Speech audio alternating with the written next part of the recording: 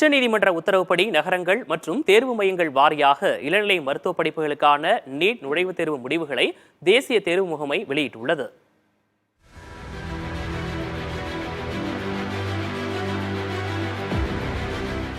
NEET தேர்வு முடிவுகள் கடந்த ஜூன் 5ஆம் தேதி வெளியிடப்பட்டன.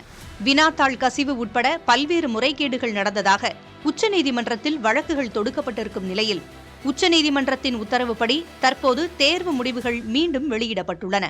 இதில் மாணவர்களின் பெயர்கள் மற்றும் அடையாளங்களை வெளிப்படுத்தாமல் உச்சநீதிமன்றம் உத்தரவிட்டதன்படியே முடிவுகள் வெளியிடப்பட்டன.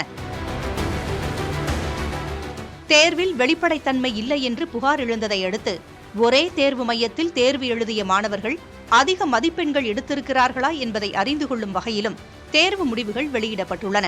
குளறுபடிகள் நடைபெற்றது உறுதி செய்யப்பட்டால் மாணவர்கள் இதுகுறித்து கேள்வி எழுப்பலாம் என்று தெரிவிக்கப்பட்டிருக்கும் நிலையில் தேர்வு முறைகேடு தொடர்பான வழக்கு விசாரணை ஜூலை 22ஆம் தேதிக்கு உச்சநீதிமன்றத்தில் மீண்டும் நடைபெறவுள்ளது. விசாரணையின் போது நீட் தேர்வு முறைகேடுகள் சமூக சீர்கேடு விவகாரம் என்பதால் இந்த வழக்கிற்கு முக்கியத்துவம் கொடுப்பதாக உச்சநீதிமன்றம் குறிப்பிட்டிருந்தது.